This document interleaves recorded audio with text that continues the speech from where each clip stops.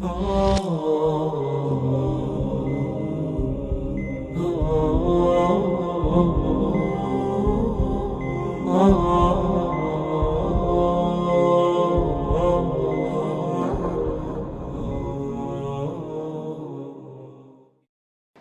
الله الرحمن الرحيم وبه نستعين. عزيزانم خوشحالم لا حلقي سيو ششمين لا البلاغة الميسرة وحلقي نويمين لعلمي بيان يكثر جبينين. وطبعا لا اسا حاليا دو حلقة ما ان شاء الله بياض حلقة علمي بيان كتاي بيدي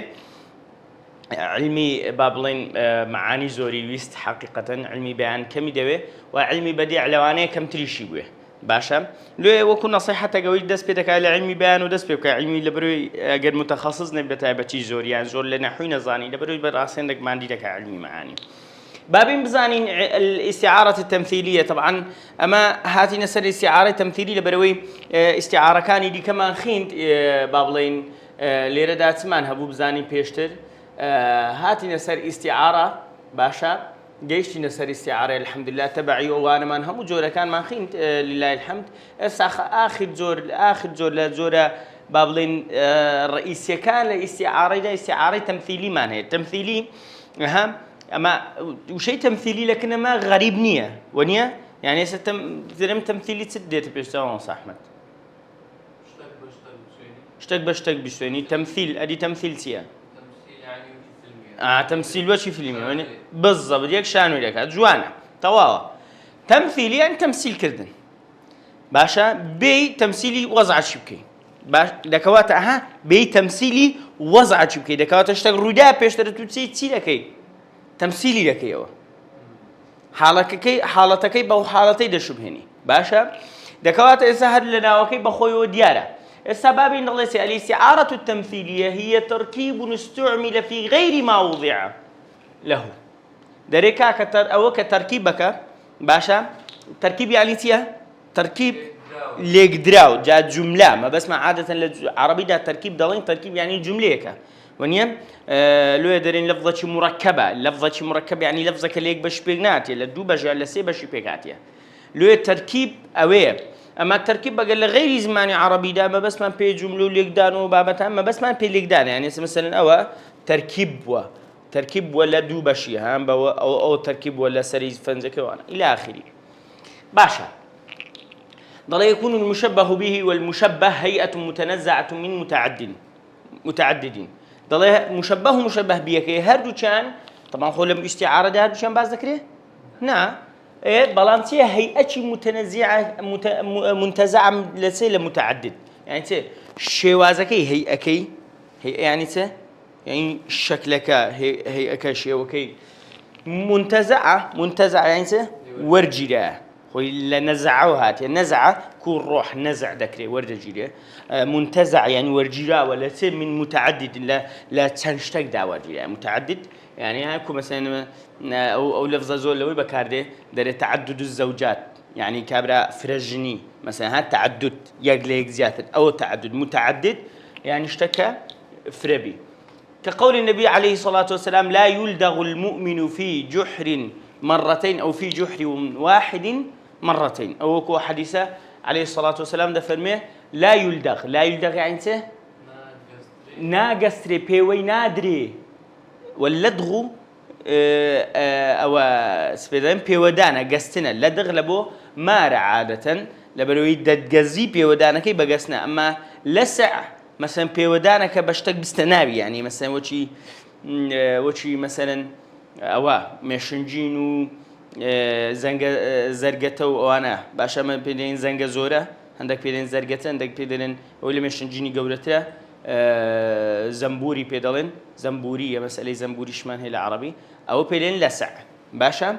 فالمهم لا يلدغ المؤمن بيوي نادر بعض مؤمن ها نج مسلم مؤمن كبلك برسل المسلم بيوي نادر من جحر مرتين ليك كوني دوجات بيوي نادر ليك كوني عندك وقت آسايا مسلمان في اللي بكريانا ذكري عن جاروا مسلمان وفي اللي ذكري يعني جاروا مسلمان وده ترسي مثلا يعني او عندك صفات هي ذكري بلام ناكري كلها ما كنت تدوجات بيتوبدا اي والله تو او يعني زيرتشيني ونشان بسيار لسره باشا وتقوله لمن يريد أن يخدعك ثانية أو كنجني بيد الدلي دلي كلبوك بكسا دلي كدوبا دوزا دومين زادي فيل ديبكا دلي كاك لا يلدغ المؤمن في جحن مرتين دلي كاك الإنسان مسلمان ليكوني دوزا بيوي نادري دلي جا خو من مارنيما ونيا دلي كاك خو مسلونية تو ماربي أو اشتكت دوباره بونوي بابتك دكوات تمثيلي كريانا وأنا مثلا أم بريم من داركم بروات سد زادي لسد زادي جمي بكا بلاي كاكا سبيدلين كره أقل له من داري بكاكا ودس سد زادي قربارغا أتو بلاي كره دي توكلت على الله بشتم بخواي بس تسليمي خوام كرديا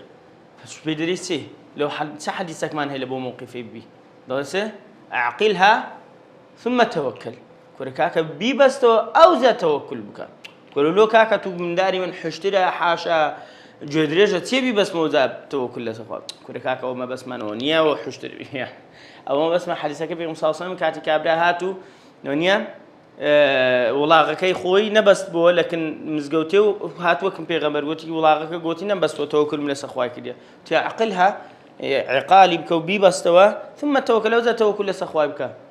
إذا دكوات أول يرد أوي تمثيل ذكي باش التمثيل ذكي لو يضل تركيب استعمل في غير ما وضع له بكار لبو غير يوشتك لبو داندرا أساني عقلها ثم التوكل أو لبو تشيب داندرا لبو كابراي كحيوانك بس بونيا بس أتو استخدامي ده بكي لبو في غير ما وضع له لبو اشتكي ديك لبو داندرا لبو من دعوة بكار هناك بابي بر الله يسجد عليك كده ونيا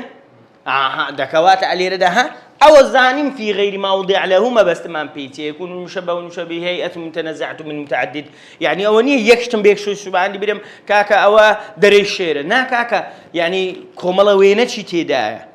كملا وينش تيدا يكشتي تيدانية بالضبط مشهدك تناطواني مشهدك اللي جابك لتو بارتس بكري أو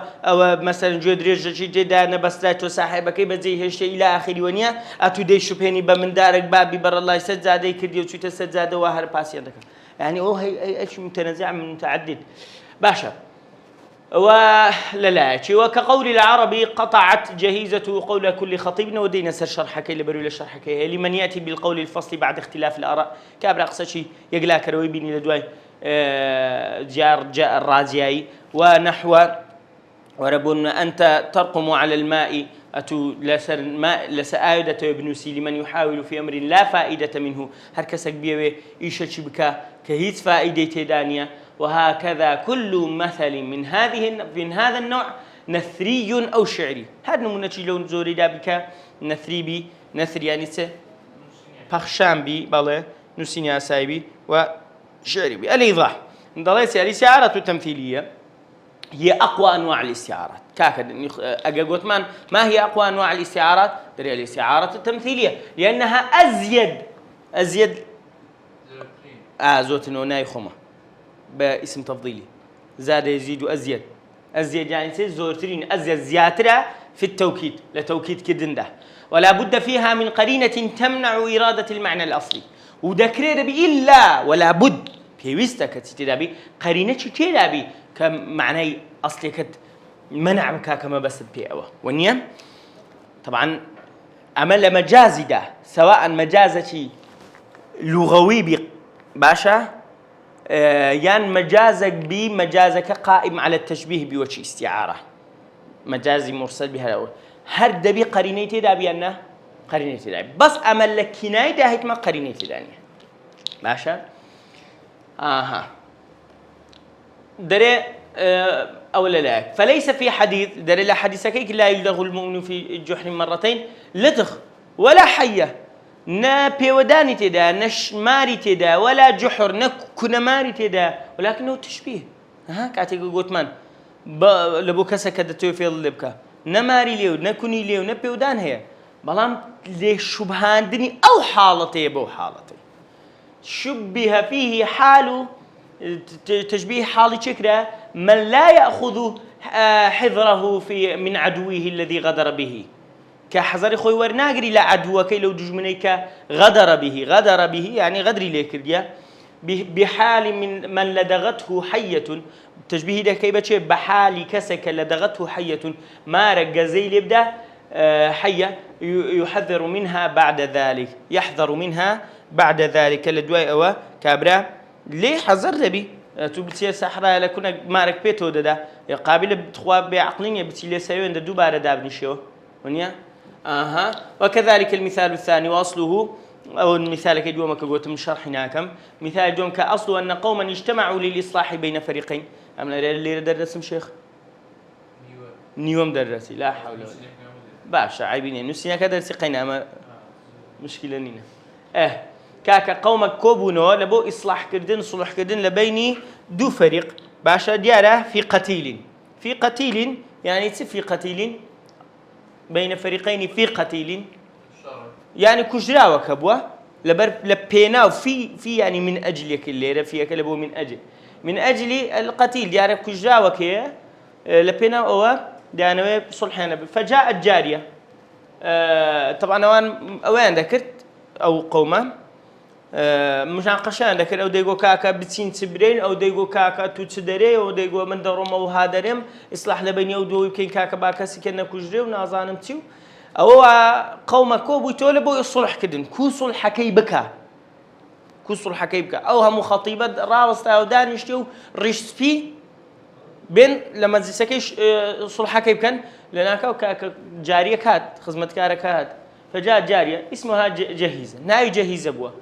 فأنبأتهم أنبأ يعني فأخبرتهم ما خبرك لينا بينا زانن أو بيدم فأنبأ نبأ أن أولياء المقتول قتلوا القاتل كاك ولي مقتول يعني خاوني خوينك خاوني كجراوك قتلوا القاتل بكجكا كشتوا التواوش كوتاي بعد يعني ده تصلح لبوجه دقي ونيا هي تشقوتي والله قطعت جهيزة قول كل خطيب والله جهيزة قصي هرتي خطيب يا خو ما مشوش كديا قصي هم يعني بري قطعت بري فصار مثلا يقال في كل مقام أتى فيه بالقول الفصل لو بويت مثلك وبويت بندك كأتو هركاتك بتو إلى مقامك ده أتو قصتشي فصل قول الفصل يعني سي يقلي كروا فصل إن يوم الفصل ونيك أخواد فرمه فالفصل هو يعني تيا جاكر نو يدوش تليكتر وكوكو دلين فصلي كتابك لبرو يدو بشي جدا فصل بول بيدرن فصل لبرو تو بولي بينز لقى بولي شش مثلا ديانا فصلا باشا فصل اللي او كان ورزكانش صال بيدرن فصل لبرو وركشواكي ليك جدا الى اخره قولي فصلش اويكا حق باطل ليك جاده كاتو اي دكوات المهم هركات قمنوتو مناقشه كابرا بريكاكا كروشت اوها امنوتو يقدم مناقشه من او والله قطع جهيزة قول كل خطيب طبعا أتوق سيدكي هركاتك اشتشيوها هات يعني بتزدي بلاغة إنسان زور عزيز في أودك ونيا زور إنساني بيدجيني يعني براسق سيد والدك شيرين وبقوتي دك إنسان شيء مقبول تري لدرتي لك سجدك باشا أولا لا وكذلك المثال الثالث ونموني السيمج باسي شبهت فيه حال من يطلب المحال بمن يكتب في الماء حالي كسك يطلب المحال اشتك بمحال بمستحيل ب ايه وشو كسك لسر او دنسيتو او بنسباء راسنا او كوتش خليدته نيا سؤال بتقول سيمسي والجامع بينهما أن كل منهما يعمل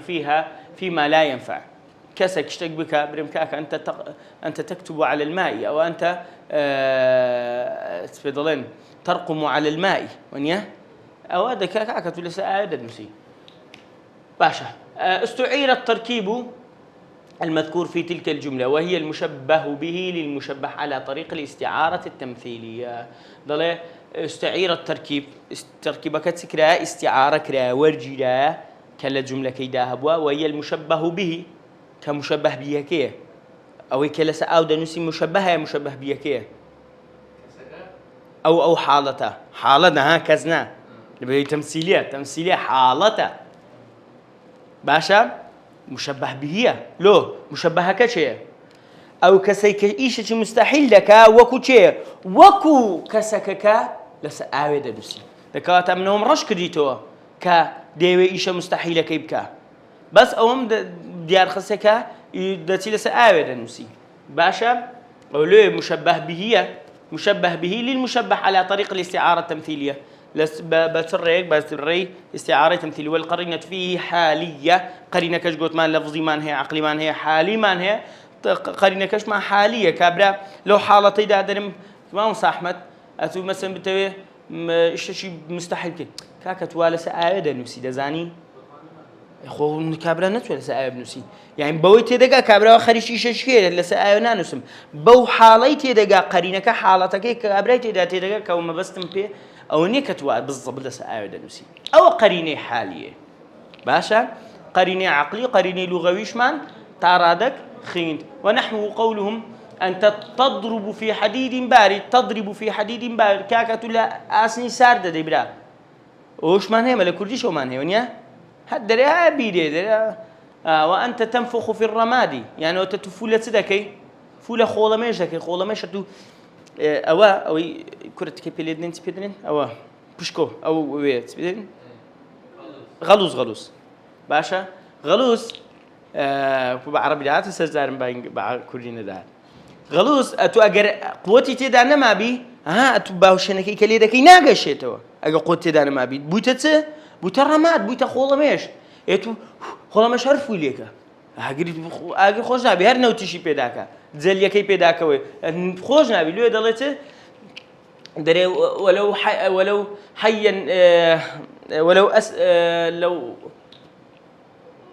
ولو نارا أضأت بها أضاء ولو نارا نفخت بها أضاءت ولكن أنت تنفخ في الرماد طبعا هو أو شعر آمادنا كربو إستا بفكر مهاته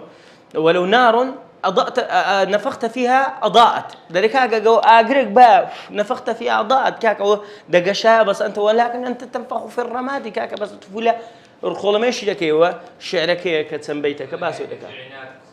وتيزي استفاديني هي استفاديني دكواتا حالي تو تشبيه دكا بحالي كسكا فولا خول ماشي بك دكواتا وأنا هم استعارة تمثيلية باشا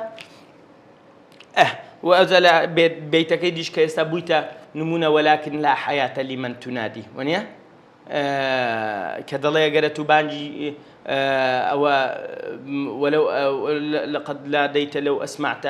لقد أسمعت لو ناديت حيا لقد أسمعت لو ناديت حيا طلع قرأت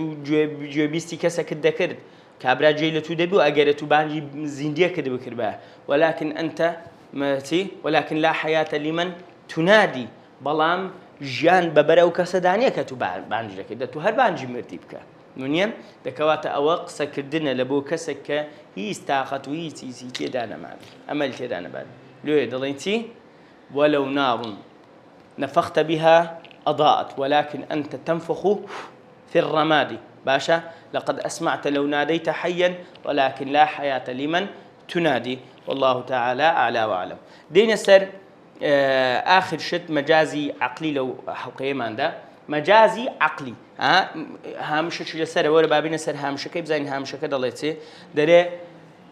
من المصنفين من يضعه في الإسناد الخبري في علم المعاني ده الله كاك عندك مصنف هي وانك كتيبي ده مصنف ونيا ده الله عندك كان لا إسناد خبري دادنين لا كان ده إسناد خبري ما هذا مش إسناد وخبر وأنا بس علمي فيها علم معانية لا علم معاني كما فعل صاحب التلخيص باشا وكو صاحبي كتابي تلخيص كباسي كده بديتي علمي معاني بلام كاكا عموما لعلم بيان ده باشا مجازي عقلي كاكا مجازي عقلي بيدا قلت ويسمى المجاز الإسنادي بيدا قلت مجازي إسنادي يعني بالدان ونيا دانا بال والمجاز الحكمي والوها مجازي حكمي يعني تركيب بزين سيا يعني حكمكي كوردقري وهو أن يسند اشتك بال بدرته الشيء إلى غير ما هو له كاشتك بال بدرته بالشتى ديكي كلبو أونية هي أونية باشا كحكم أول رجلي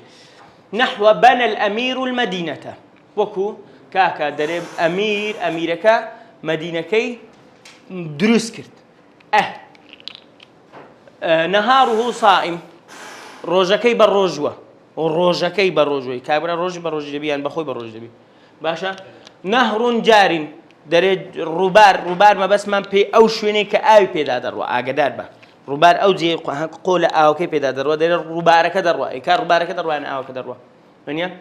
جنة جنونه شيتيكي شدبو جنون شيتيا جنة شدبو جنة جنونه يعني جنة عقله ونيا كابرا عقله خوي شدبي يعني شيتياتيكي شدبي باش بابي مزاين فهو في عيشة راضية دل كابرا لا جيانتي جيانك الراضية كابرا الراضية لجيانك الراضية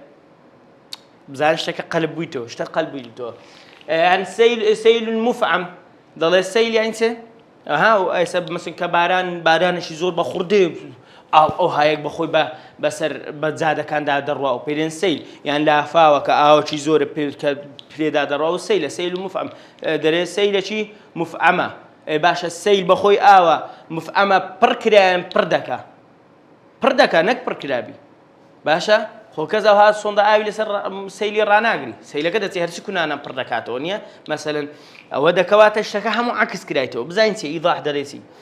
ضل في البلاغه ما يسمى بالمجاز العقلي ضل البلاغه دا اشتك ما هي ضل مجازي عقلي لاننا نعرف المراد منه بالعقل بل مراد كوما بس كبا عقل دا زانينسيا باللفظ لا باللفظ وحده نك تنهى بلفظك اصلا بلفظك بلفظك هي مجاز سيداني لفظك هي مجاز سيداني والأمثلة المذكورة توضح ذلك أو نموناني كباس ما كر أو ما نبوشي لكاتو فإن الأمير لا يباشر ببناء المدينة باشا شيء إيش قيدك أمير سروتشي ولاته محافظة دي بلوشي ديني وتسمنتو إذا قواستو دي وسطاتي قيدك ضلي الأمير بنى المدينة نخير مثلا الرئيس بنى مستشفى نخير هنا أو خزخانة كيدروس كدينا بس تي كديا بس يك توقيعي كديا أمريكي كديا والسلام باشا دكوات أدي لودري أو دروستي كر دكوات اللي يرد كدلي الأمير بنى المدينة يعني بنى الأمير المدينة باشا يرد ما بيمزان استعارة باش شرح جبين ها ورا سيرة ما بنى الأمير المدينة كاكا بنى هیچ مجازی تێدا برم والله ما بەستم بیناکردن ما بەستم پێشتەچکەیە بیناکردنە ئەمیر ما بەستم پێشتەچی کە هەیە ئەمیرەکە ما بەستم پێشتەچکە بی یان کو دەمانگۆ کاکە رأيت أسدا يخطب على المنبر كاكم شيركم ديد لسر أوي منبريش أوي ددا خطبة ددا ما بستم بي أسدكا ما بستم بي شيري راستيا نعم أليردا أميركا ما بستم بي أمير بي ما بستم بي شتشي ديكي يعني هر أميرة بالضبط كسا جوركيا بعد ما بصير كسكي دكات النبنا كم مش أوي المدينة مشاركة دروس كده هر شارع نيا دي مسألة كتير طلعنا لإسناد كردني أو فعل لبو فاعل كي ليرة دا مجازة كردده يعني بنى الأمير المدينة ليرة دا لإسناد كردني كمسندة كمان فعل كيا لإسناد كردني لبو فاعل كي ليرة مشكلة كردده ليرة كوب الأمير بنى كأميرة كبناء كرديا برام عقل دركا خوني كرديا دكوات ليرة أو مجازي عقلية لبهماشي ولا نمونكاني ديكشكا باس ما كرد زور ساكا أو تكدليتي فهو سبب البناء لو كابرا أو سبب بناك كبلو بيدلينتي دلينتي العلاقة السببية بنسر رقميك ليرة العلاقة هي السببية طبعا الشغني قلت يتسن علاقة ما هي بريشش زور علاقة مان هي علاقة سببي مان هي مكاني مان هي زماني مان هي مصدرنا ظانم سيوسي مان هي فاعل مان هي ومفعول مان هي تبي يكسب أصل كوتاكي دلائل علاقتك السببية هر نملبو هر علاقة نمونة شينا علاقة كمان سببية باشا إن شاء الله مثلا آياتك مان هي لسو بابتي دلائل وقال فرعون نعم بقصيه وهو شيء بنى الأمير المدينة كه زين ببيرته هذا فرعون اشتراه وقال فرعون يا هامان ابن لي صرحة يعني يا هامان ابن لي صرحة صرحتيا ونيا تقلاك برجك من دروسك لعلي أطلع على إله موسى وإني لا أظنه كاذبا هم دزانم حاشا لمقامك وحاشا لحد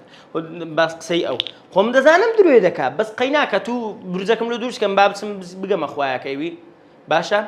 ليردا باشا كدل يا هامان ابن لي صرحة بنام لبوبك صرحك وبرجك من دروسك هامان بخوي دري بس تساوخ دسي كور دشتي دروسك نا ما نجتي هم أمرك يا الله برونو يدروسك بمهندسة كان دري مهندسة كش بعملية قربة صار دري ونيا دكوات أوي بابتك عمل كان شيء بون هل بني إسرائيل بون يدري عملية قربة صار دكواتها هامانية أو إسناد شيخ أوي باب المجازة شيء عقلية إسناد كدني فعلي ابنيك لبو هاماني مجازة شيء عقلية باش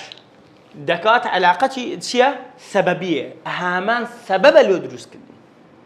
باشا ده أو نمونية كم دي الله يسوي النهار لا يصوم كاك خور الروج در الروج بالروجية كان روج بالروجينية أم بخون بالروجين باشا لكنه ظرف زمان ظرف لزمن الصوم لو ظرفك مفعول فيه هي لبو زمني بالروجي بونك فالعلاقة هي الزمانية راسا أليرم لبوك رقم دو علاقة كمان سي علاقة شي زمانية لك قاطع علاقة سببي من هي علاقة زماني شمان هي آيات شمان هي لمسألة أوي زمانية دلسة بل مكر الليل والنهار طوا بل مكر الليل والنهار بلكو مكر يعني سه فرتوفيل في فرتوفيل الروج شوتان أمي جان دائرة كلا باسي مشهد شيء جهنم دك باشا والله أعلم ضل بلكو فرتوفيل شو روجا باشا شو روجا كا فرتوفيل عندك يعني أو كساني كلا شو روجا كيدان كسكانة بلام ليرة داتيا ليرة علاقة زمنية وشي كبدرم نهاره صائم روجا كي بروجيا باشا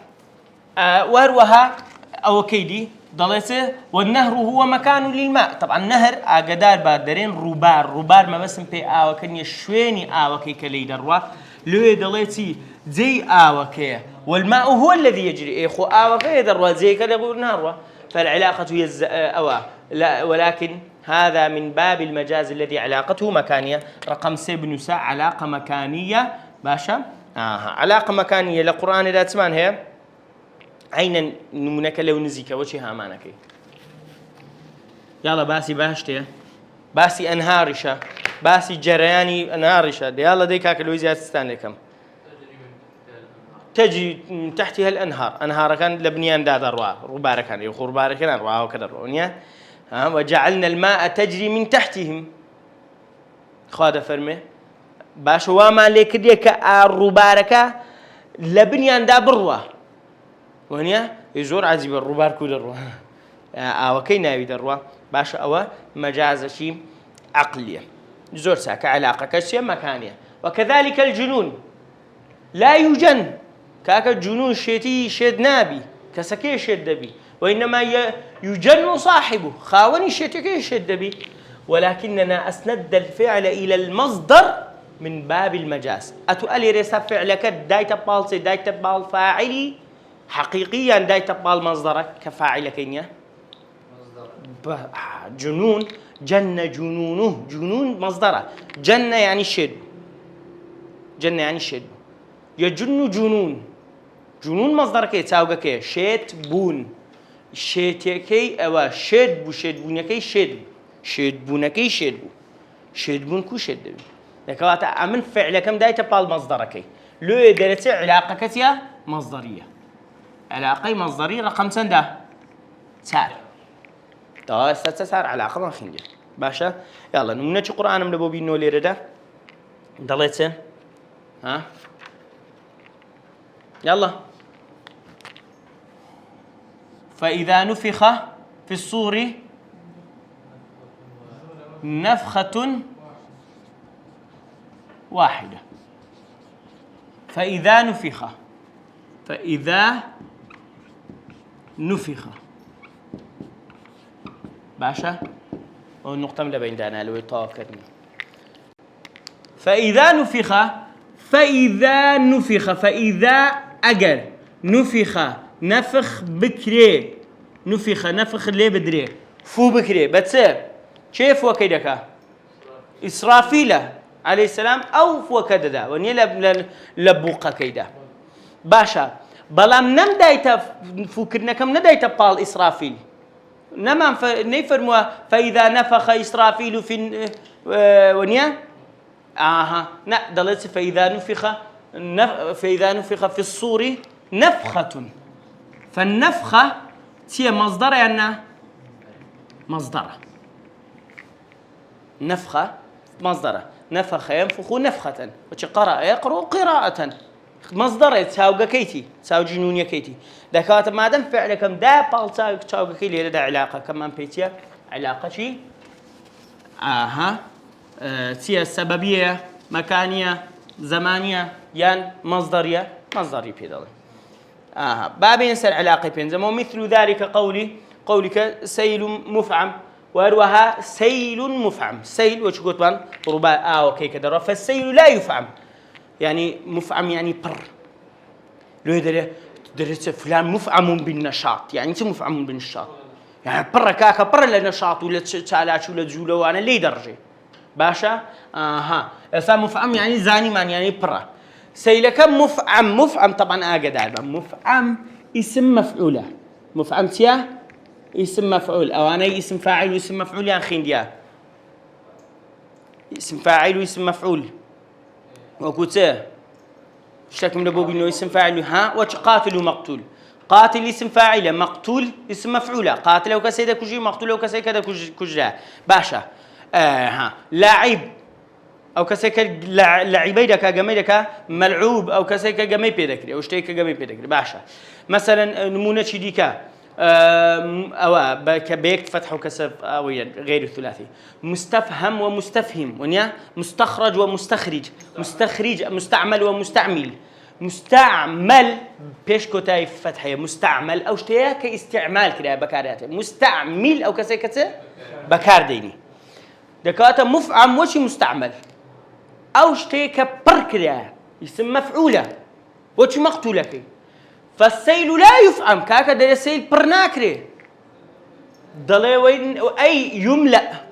يملأ يعني بردكري بل يملأ بل سيل يملأ بردكا دكوات السيلك أصلق سكا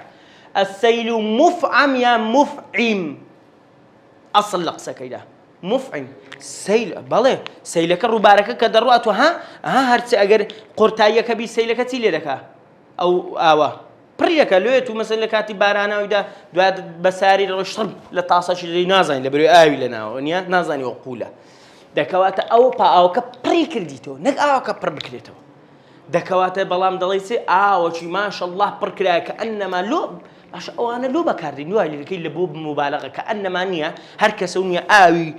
بنيا آوي يعني كرديتو أو سيلان بركلا يعني أو ندزوره أو بس لبوب مبالغة باشا لوية ولكن جعلنا اسم المفعول مكان اسم الفاعل لوية اسمي مفعول من مكاننا الذي اسم فاعل علاقة كتي لدي واسندناه إلى للفاعل مجازا بوكو مجاز بكارمان هنا والعلاقة هي فاعلية علاقة فاعلية رقم بينس دكوات فاعلي علاقة فاعلي يعني اسم مفعول الذي اسم فاعل بكار هاتيا باشا وكو لقرآن داتيا القرآن نمونكم دي الله هذا فرمته وإذا قرأت القرآن جعلنا بينك وبين الذين لا يؤمنون بالآخرة حجابا مستورا أم بس عن رجل مسلم حجابا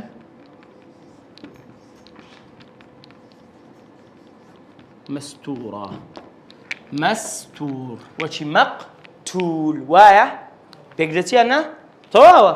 استاذ الله سوي فإذا قرأت القرآن كاتكت القرآن دخويني وجعلنا بينك وبين الذين لا يؤمنون بالآخرة سمان كرديا لبيني تو أي محمد كاتكتو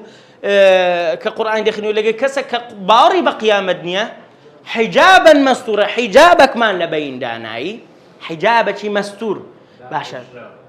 حیجابەکی داپۆشەوە حیجاب یعنی مەبەستی پێ پەردێ باشە خۆ حیجاب یعنی داپۆشتن بلێرە حیجابەکە خۆی ساتریان مەستوورە خۆی بەخۆی حیجابەکە لە بۆی چییە حیجاب لە بۆی ستر بکە نەک ستر بکرێ ئەو پەردێتەوە پەردێ ستر دەکەیان سات ئەوەیە مەستوورە خۆی ساتیرە فاعیلە ئەو سترەکەی دەکات بەستیە حیجابەن مەستوورە حیجابەکە مەستوورە داپۆشراوە ینی لە موبالەغەی ئەوەی ئەوەندە لێک دوورن حیجابەکە مەستوورە حیجابەکەش داپۆشرا چ جای ئەوەی کە حیجابەکە بەخۆی دەبیچ بگونیە دەکەواتە حیجابەن مەستوورە خۆی ئەسڵ وابوو بەبرین حیجابەن ساتیڕن لكن خوا فەرمووی چێ حیجابەن مەستوورە لۆ علاقەکەیە کە چییە حیجاب علاقەکە فاعیلە لەزیەتی اسم فاعلی اسم مفعول بەکارهاتیە باشە ئەوەش علاقەی پێنجەم و پێش کۆتایی علاقەی شەشەم و کۆتایی دەڵێ چێ دەڵێ وعكسه عكسه إذا أسند الوصف المبني للفاعل إلى المفعول أجر فعلك أو لزياتي بابلين أما باسم فاعل بكاري بينين بلبات عفوا باسم مفعول بكاري بينين كسي باسم فاعل بكاري بينين عكسه نحو وكسه فهو في عيشة راضية وشي فاعلة وانيا وشي قاتلة وشي ذاهبة وشي كاتبة وانيا يعني أو كسي كديكا دكواتا راضية يعني أوي كراضية كي راضية أوي كدست باشي دلي في عيشة لعيشة شدا لجيانة شدا جيانة كسي راضية إتخواش جيانة راضية ها نا جيانة راضية أو كسي لجيانة راضية باشا عيشك أمل لجيانكي رازيم دكوات جيانكي اسم مفعولة عيشك مرضية نق راضية مرضية باشا وش خواد فرمي يا أيتها النفس المطمئنة ارجعي إلى ربك تي أو نفسي مطمئنة كدستو لا إخوة سونا راضيشة مرضيشة هم أو راضية لا أو يخوي لبابلين راضية لإخوان راضية لا أو يخوي بابلين مستقبل أو باشا مقامي خوي كباشتك ونيا يان وروها مرضيشة خوالي راضية خلجي لي راضية ونيا دكات الراضية ومرضيشة آمين ليرة دري عيشة راضية عيشك راضية نبابا عيشك مرضية من ليش جيانك راضي من بس ضلي هند جيانيان خوشة وضعك لوضعك راضية جيانك لجيانك راضية أتوريت باشا أو خوش وضعي بهشة العيشة مرضية كاكا وإنما توصف بأنها رضيت على سبيل المجاز العقلي ليه وصف كلاك الجيانك الرازية در مجازة عقلية وعكس أوش من باسكر وأنت إذا تأملت هذه الأمثلة وأمثلة وجدت في كل واحد منها وجها بلاغيا للمجاز ضلت تمشات هل يقلون منانا بكي أرين أو بيجنا كلو خوين من القرآن بو ضلت وتسد بي در وجهك لوجهي بلاغي لبني لمجازي ده فمثلا قوله تعالى فهو في عيشة راضية بون منك أخواد فرمي فهو عيشة راضية وصفت العيشة وصفت العيشة بالراضية عيشك وجانك وصف كلاب راضية لأن صاحبها لا يجد حوله ما يسخطه